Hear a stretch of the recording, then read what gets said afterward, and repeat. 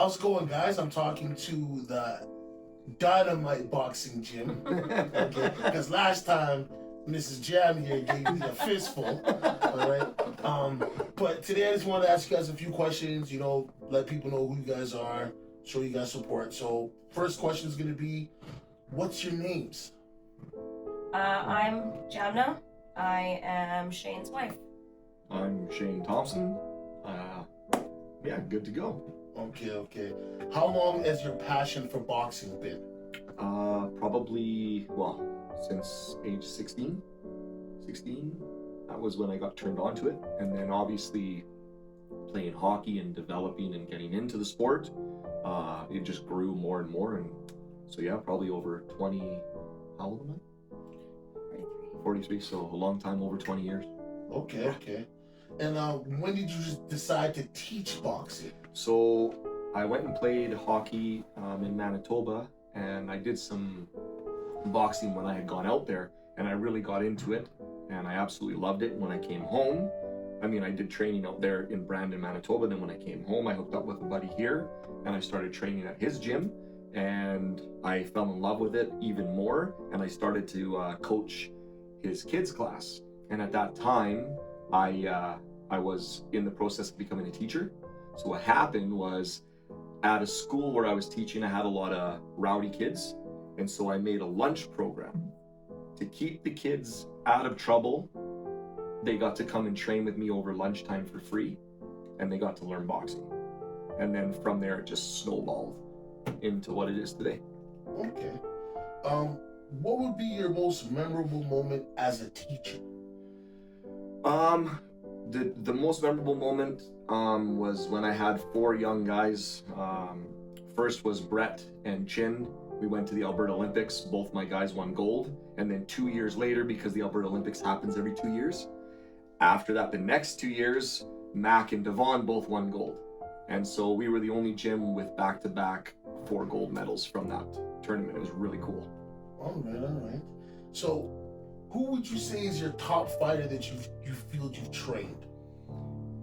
I love them all the same, and they all have good attributes, and they all have their niche that they're really good at. So I don't want to say I have the best, but the 2 that have really stuck it out with me, Chinny and Brett, they started at a young age, and I can't forget. I had this one guy, Bobo, and he started it. He was one of the originals, and I traveled to Edmonton with him alone, like religiously every other weekend.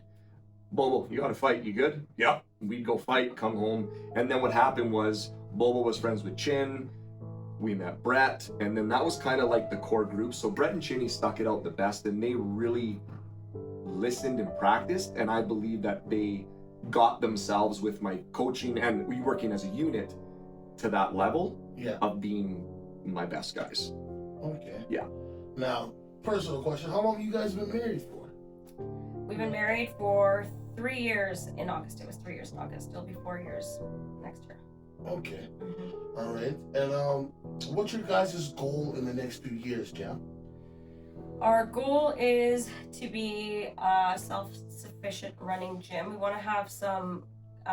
We want our kids to grow. So we want to see some of our younger fighters get to the next level. So I think that's what we're going to be working towards. Okay.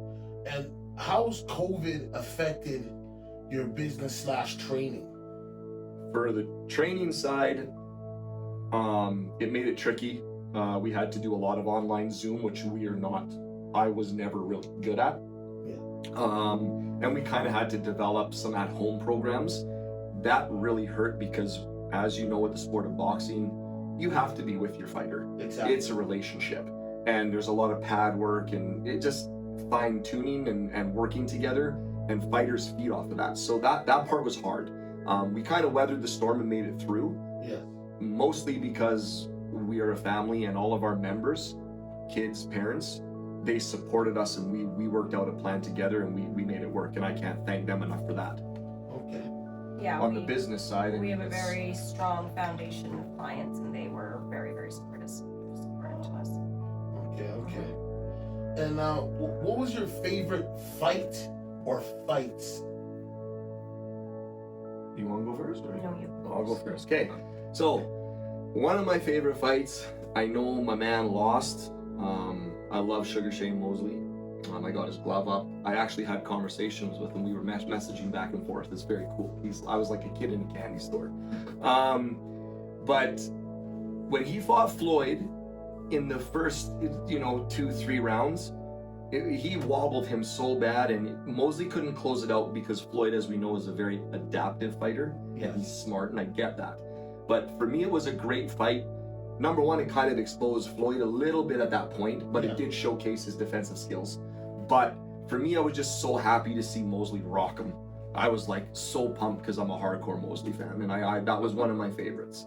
Another favorite that I would have to say that I really enjoyed as of recently was Tyson Fury and Wilder. That was one of my favorites as of lately. That was a really good one too. Okay. Yeah. Jam. It's hard for me to really decide because I pick most of my players with my heart and not my boxing. So And she also goes on good looks. I do. Yeah, most boxers are very handsome. But I think one of my favorite fights actually was Golovkin and Canelo was a really good fight. Oh, that was Okay. Yeah, that was a good one. that was a really good fight because in my heart I feel Golovkin won, but yeah, it was. Canelo got it just because of Starling. In that first fight, yeah. It was a draw. Yeah. Yeah, it was a draw. But you feel that I Triple G feel won that one. absolutely. I believe Triple G took that one too. Yes, absolutely. So, but the second one, Yes. Triple G lost. Okay. Yes. That's fair. That's fair. What have you guys learned on this journey of building this gym up and having the fighters and through the trials and tribulations? What have you guys really learned in this sector of what you guys are trying to build? Number one, time management's really hard. If you're trying to build your business, you have to have the support of your family. And I'm lucky enough to have the support of Jam and my kids because they know that I'm always busy and that we're trying to build something. So that's number one, having the support. If you don't have that, it's unsuccessful. As far as the gym and the fighters, it's, you have to be willing to put in long hours and build relationships. And I think that's the recipe for success in any boxing gym. It's not just go and train and fight. Build a relationship, get comfortable, Build and trust. then grow together. Exactly. My kids here, Brett, Chinny, no matter where they are in their lives, I got their back. Hands down. Even if they're not at the gym, I have their back. Okay. Yeah. What about you, Jam? Well, I think that's basically it. I think that to be successful, you have to.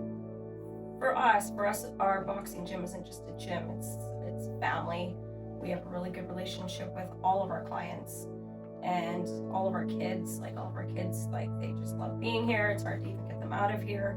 So I think that building that type of foundation is what is making us successful. Okay. Now, what would be the message that you guys would want to give to other future business owners or people who are getting into boxing gyms or trainers?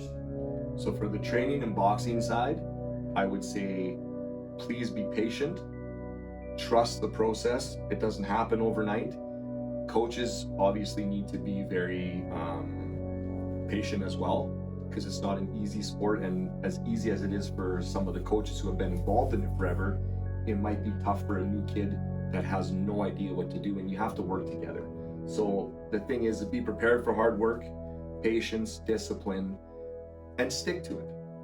If you're gonna commit, stick to it. Don't just do it half-ass.